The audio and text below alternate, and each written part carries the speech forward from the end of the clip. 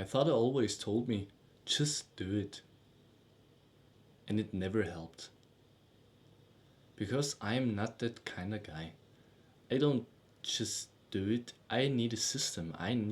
Like, I need the why should I do it. I need a why and a how.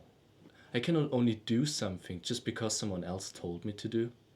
I need a way to configure the work. In that way, it makes fun to actually do it. I need a kind of system of a work that is so fulfilling that I don't care if I need to do it over and over and over and over and over and over again. But until you did it for like a couple of times, for I don't know, like 50 times in a row, it obviously decreases a little bit in the fulfillment.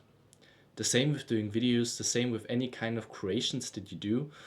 You need a kind of system for yourself that lets you come again and again to actually like do the to actually do the deep work, right? So for me, and deep work is a really good like a really good example. I have my laptop, and I configured my laptop the way that I have no and zero distractions.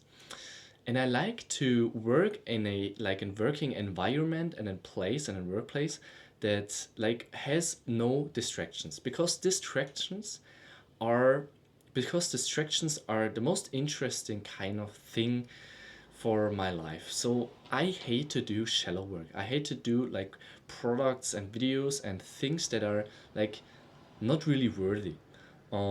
But in order to make something sustainable, like something I consider to be good and fulfilling, is only possible in an environment that is completely, seamlessly distraction free.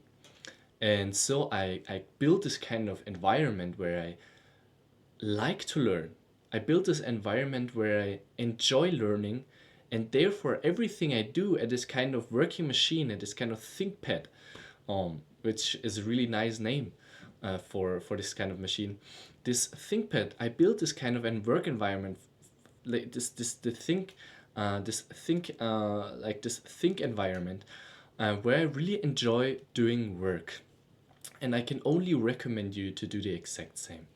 So as I said in the beginning, my father always recommended me when I asked like how should I learn mathematics, for example. He said, just do it. This is dumb. This is completely bullshit. Maybe he can learn that way. Maybe he can enjoy working, and maybe he can fulfill himself by doing everything with this kind of principle. But he didn't reach anything in his life with this kind of principle. He changed jobs in an interval of, I don't know, like a decade or something. He has no women. Didn't had a woman for longer than, I guess, like about 5 years or a decade. So there's always a big. So they were always a drastic change in his life that has completely shocked his progress, and it always seemed like he had to begin from zero after a long period of shallow work. So the main topic for today, I know this is a kind of weird introduction, but I wanted to like introduce you to a little bit of my experience with the advices from my dad. And the topic for today is why you should replace your father figure as fast as possible, ASAP. Now, this sounds a little bit drastic, and it doesn't, and this advice will not fit for everybody. Not everybody's family is that, not everybody's family is that distorted, like mine. And this development has began since I can really think. Like in the beginning of my the actual awareness of myself, like I think I was around like 6 or 7 years old, or maybe 10 years old. It's like really hard to put a specific kind of age on this awareness, but it doesn't matter. My father was not in my family, within my family, within my four houses, within like my, the place you were born, the place I was raised. He was always somewhere else, and he was living his life, and I was living his life, and sometimes we come together. About like 5 months ago, I met him for the last time. I said to myself that this kind of like meetups, this kind of like coming together and speak and think and exchangement isn't worthy and valuable anymore. Because my father is destructive for my life. His advices, his thoughts, the things he tell me, everything is so destructive, not motivating, bad. I hate talking to him because the way he's acting. I want to describe the way he's acting to give you a little bit more something to grasp. So his character traits is described the best with the word possessive. Everything you say, everything you do should align like to his kind of way of thinking. So this is horrible, right? This is so this takes so much effort because every time you do something, you have to think about, okay, like, is this like appropriate with his way of thinking? Because if it's not, he will maybe not accept it right away, but he will think of you like a little bit less than before. So this is a usual trait of everybody, right? But not everybody treats you the way my father will treat you when you're not aligning with his kind of imagination, with his kind of like a notion of the world. So the way he will treat you when you are demonstrating, when you're acting not the way he wants to be, and not acting the way he wants you to act, and like maybe fight against this kind of opinion, or try to like solve a specific issue, like men like to do. For example, me, I wanted to write a novel about my life, and therefore I wanted to like get some more information about his persona, about his personality. So I was approaching him sometimes from here and there and asking him like a little bit more difficult questions. Um, but in the end, it ended up him shouting, getting angry, and letting his anger the complete way. Like he was like giving his anger his the control of his complete body, of his complete mind. Like only like his mind was completely drained from this kind of anger, but his it's not it didn't stop in his brain. It also got through his body, his arms. He wanted to like, you know, do a little bit of punching, which is actually not so funny. Not as funny as I am describing it here. But if you really think about it, it's pretty sad. And the way I engage with sadness and depressing times is with irony, with sarcasm. So I don't give so much value. I don't give so much attention on this way of treating anger, and like violence.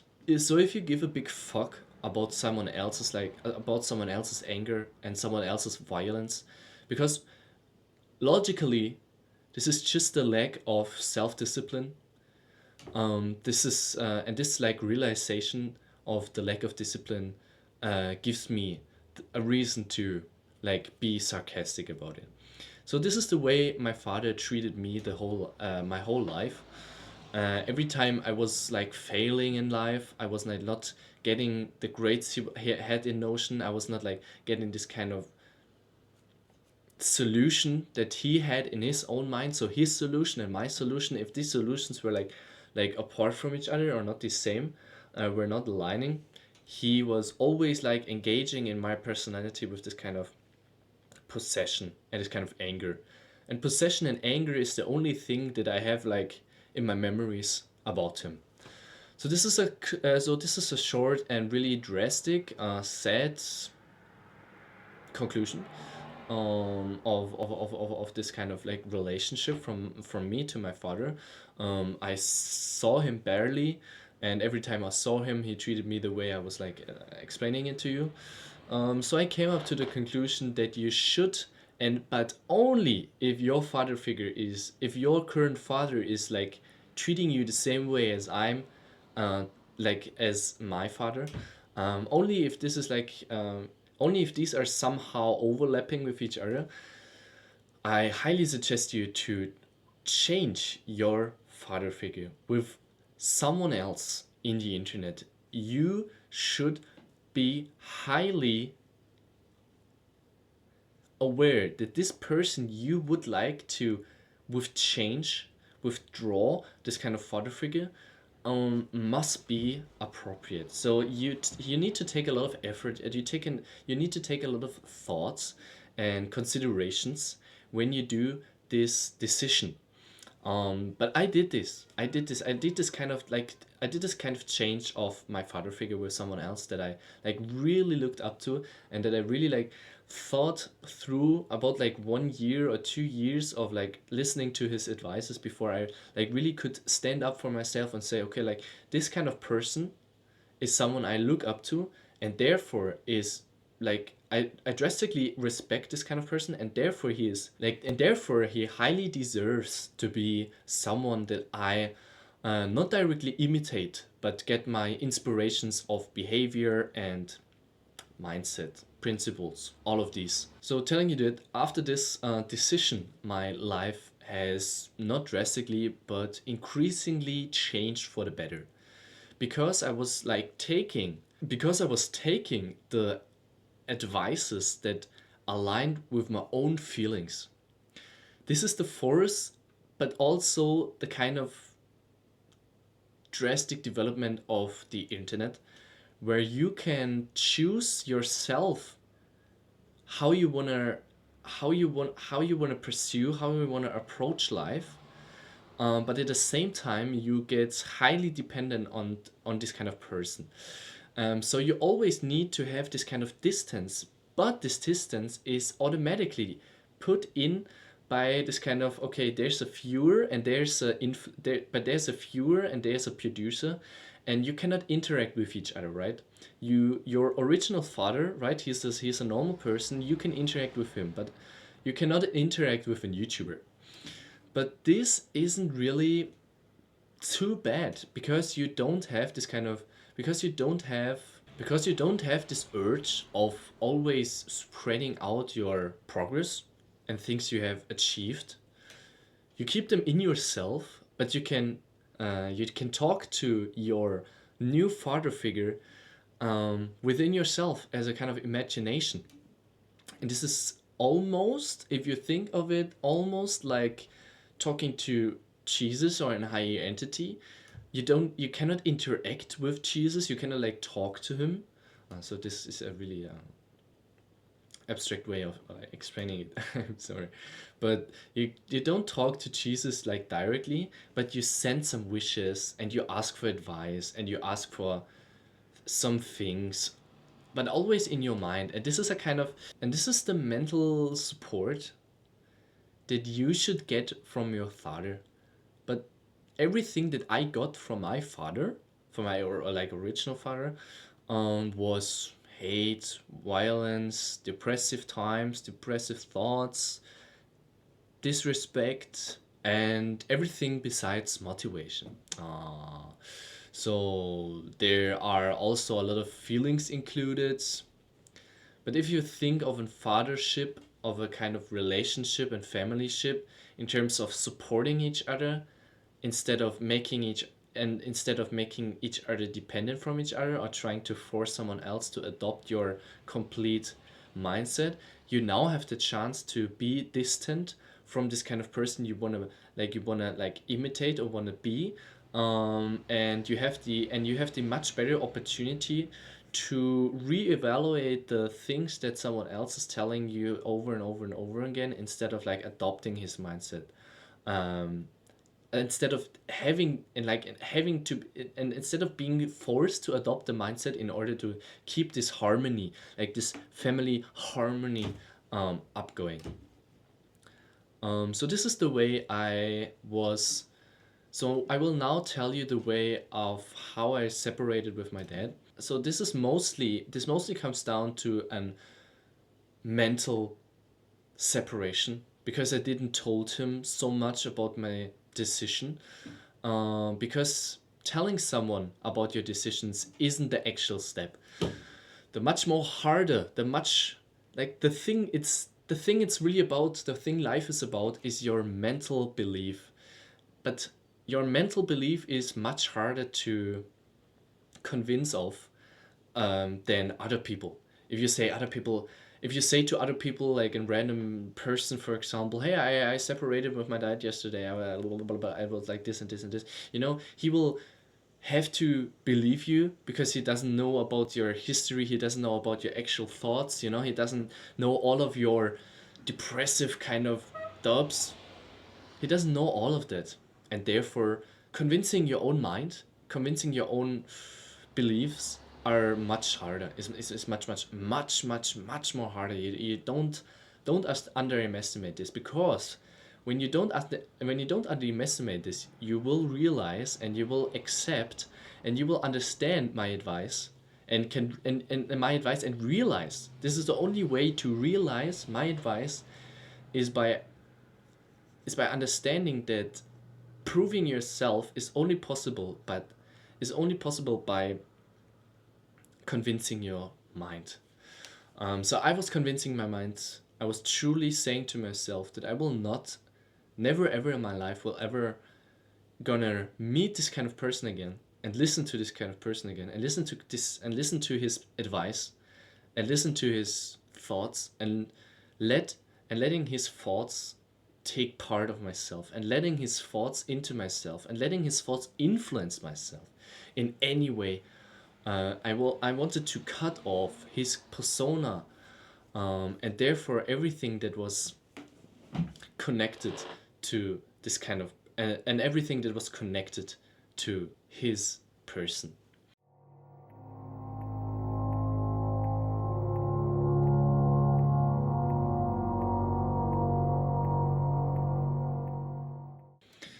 So this is a really drastic step. This was a really impacting step because now I feel much more independent. I feel much more independent because he is in a state that I think is below me now.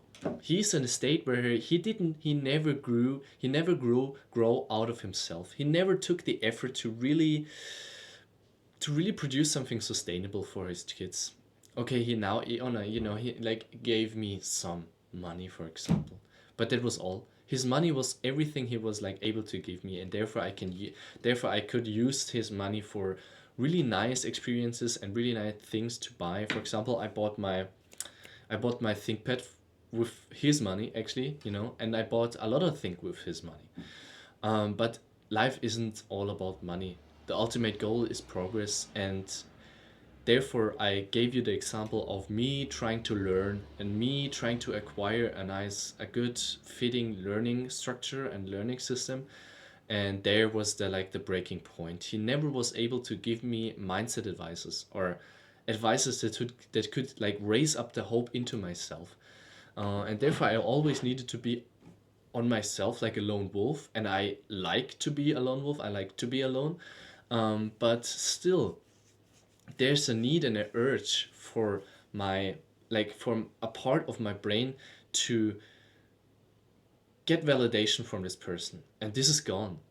And I feel much more relieved and feel much more free, much more good in myself to abandon this kind of to abandon this validation need, because now I can live up to my own expectations and the expectations from the father figures that I had created on my own in the past. But I even tried to grow out of these father figures, but at the same time, not trying to be ignorant and not trying to betray myself, because a human and me, especially myself, I like to betray myself, especially at the time where I was completely drained. Especially in the time I was completely addicted to media. I always betrayed myself. I always betrayed. I always enraptured. I always dispersed, and these kind of feelings hinder you. These kind of feelings prevent you from like being truly you, being a deep kind of you, being like being more active and conscious, right? And therefore, I I really try to avoid to portray my own, like my own created father figures and my own self, my own youth, my own past, because everything that I like, because everything, because you can only be happy, you can only be truly grateful when you align yourself with your personality and with the things you like. But the things you like in your personality and your preferences and the things that make you truly happy, you tend, and tends to betray these kind of real feelings a lot, because this is the industry trying to force you constantly. It pushes and pulls you with this kind of stimuli, and this kind of new products, and this kind of words that are impacting you, and they try to enrapture you consciously. This is their business model, is to enrapture you from your true core personality and your true core needs, like the needs and emotions that you have, to sell you something, to fix some, like either to fix some issue that they just recently had created, or to just give you something for the new mindset that they want to create. You know, they first create a specific kind of mindset, and afterwards they sell something to align with this new mindset. But to, like, if you cut out all of this, if you build a kind of wall from discipline, mindset, and consciousness, and contemplating, and like over and over and over telling you to stop this kind of influence from other people, only then you can reach your true core. And I do this by re-engaging in the past, by writing, re-engaging, like contemplating about my past, contemplating about like the real, like how I developed, because I until yet, even though I wrote a whole book about my past, I don't know about about my whole persona. I don't have it in view. I didn't broaden my view enough to realize my whole, like my whole personality yet. But I want to keep true to but I want to keep true to them, because it always was, it always turned out to be the best decision if I keep true to my own self, if I keep true to the goals that I had in mind for a long time. Staying true to your goals for a long period is really, really hard. I will tell you that you will fail in life. I can tell you that because of my dad, and he's the best example of a person who stopped believing in himself and his old goals, and didn't keep true, and didn't have enough courage to, like, to stick and to keep on pushing through pain, pushing through this kind of plateaus, and he always changed systems, and he always had to begin from zero. So this is really completely unfulfilling. This is why so many people will fail in life. Therefore, I brought myself a new father figure who does not share this kind of trait, who does not share this kind of fate, this kind of destiny.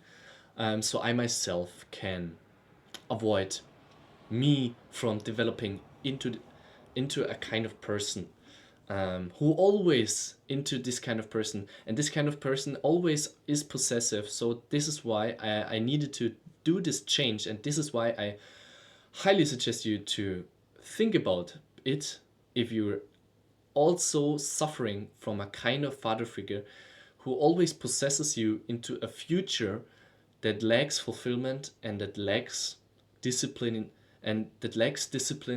to hold, to keep a long relationship or a long way of business models, for example, or kind of like the work he does, his creations, his form of creations, his form of living, his way of life. Let's put it like that. His way of life. He's always changing his way of life. So keep true to yourself. Always push for pain. This is the last thing that I will say. Peace, bro.